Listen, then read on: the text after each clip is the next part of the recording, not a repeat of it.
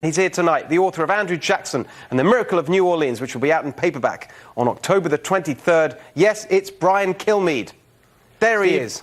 Thanks for having me on, Steve. Hey, Tammy. Hey, Brian. Come on. So come on, Brian. What do you think? Google and China, you happy with that situation? Well, I mean, number one, I'll go back to, you totally covered it. And what we really want to emphasize is the fact that Google had a contract with the Pentagon.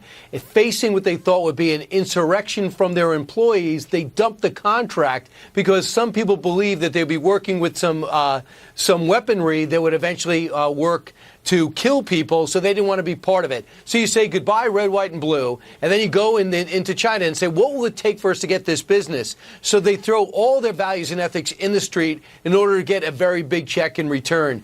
I believe that this is a huge problem. I think the president is onto something when he attacked them straight off.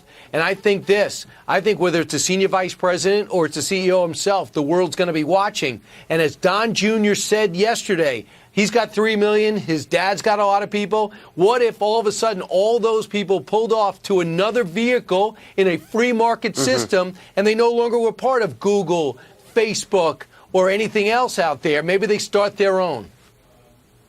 So that's a great point, Tammy, isn't it? I mean, I touched on it as well, which is we wouldn't worry so much about all of this if these companies weren't so dominant, if there was more competition. Well, yes, exactly. And you've got now Google is so big, it's like the too big to fail, but it's operating like an element of government. And it's operating, as you've noted in your opening here for this segment, where a person can even just say, never mind, I'm not going to go and I'm not going to testify to Congress, because they're beyond that. Google also had a very big role with the Obama administration, actually in government. So I think that there's a sense that they can operate in a certain way with impunity. Now, at the same time, this is the irony with what Brian brought up. The Google employees didn't want Google to work with the Pentagon, but then apparently have no problem with Google then working and assisting this tyranny in China that is imprisoning people and also working to create weapons that kill people. But it's even more than the search engine issue. This first came up when it was announced that Google, because they see Apple as in China, right? So they're seeing Apple as the competitor.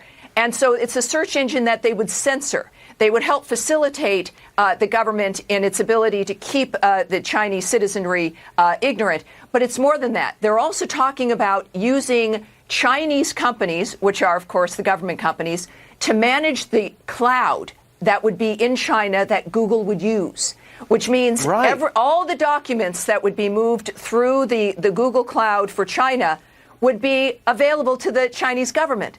And that is clearly a known dynamic. So they're willing to do that as well. And it's beyond even just the free market. This is an American company facilitating, as you've noted, and Brian notes, an enemy of this country, already with our copyright dynamics, our intellectual property being stolen.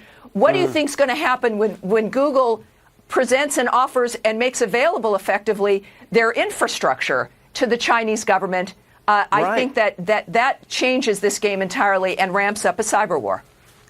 Steve, the other thing I agree. So, Brian, go ahead. Well, the one thing, I'm looking forward to the hearings next week. I get it. But for the most part, I'm always disappointed because they're not experts. Like, you're an expert in this area. You need experts answering these questions at a high level with these tech companies. Great point. Because they basically laugh at the questions because they're so unsophisticated. And I don't necessarily blame the lawmakers. This thing is evolving. The average lawmaker is 50, 60, 70 years old. They're just catching up to this, let alone trying to find out what's next. These companies know what's next. They're not going to tell us unless they're pushed. We need tech experts next to lawmakers to ask the questions to make sure we're on the right track. Excellent point. I agree with that. Now, Brian, one other thing I just wanted to get your take on. You touched on it earlier. You mentioned Don Jr.'s comments last week about this whole issue of big tech and its dominance. Steve Bannon also said something very interesting last week, where he was saying this whole issue is just going to get bigger and bigger. And he was saying that actually the role of big tech in society could be one of the dominant election issues by 2020. What do you make of that? I think he's right. Steve Bannon does things wrong that I still can't understand, but other things he does. He has a lot of foresight in a lot of other areas. But I would say a couple of things are happening. when I brought up that and I presented to you what the Trumps are thinking about and others are thinking about, 67% of conservatives believe as though these tech companies are anti-conservative. So if they believe that, they're going to get their own vehicle. Guess what they'll leave? Liberals to their own vehicle. Then we'll be on our own lanes. We'll never talk to each other about anything. Social media was once a place where we could collide, maybe too much. But soon we'll say, I have no interest in what you're saying. You're never going to be fair, so I'm not even going to try to be fair. So in a way, that would scare me a little. But conservatives feel as though the conventional feeling is that the Trumps utilize social media much better. It's part of the main reasons they won. They're still ahead when it comes to Facebook and others. So how do you stop it if you can't beat it? What you do is take that vehicle and make it very tough for them to get their message out.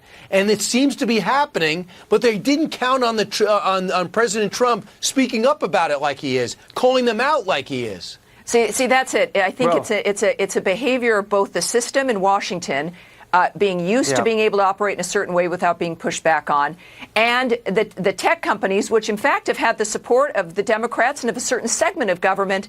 And I think a lot of people think they're just going to wait out the Trump era. Well, this is not going to end. This is the beginning of a reformation that will be generations long. And this is our chance. What we have to do is decide how it is we're going to make this change. Not if we can do it, but decide how. And I agree with Brian. We don't want to balkanize the way we communicate in this country. And we've got to make sure that we make this dynamic fair as opposed to abandoning it and starting up something separately. Well, it's such a central conversation. I've got a very simple solution to it, by the way, which, as you know, because we've talked about it, I just practice every day, which is I don't have a phone, I don't get involved, I just close down the technology and banish it from my life as much as possible. Anyway, no wonder you never I don't think return that's for my everyone. text. Yeah. There you go. And don't worry, I'll be promoting the show on Twitter for us, so we're covered. Yeah, I guess so. Very good. Very good. Thank you.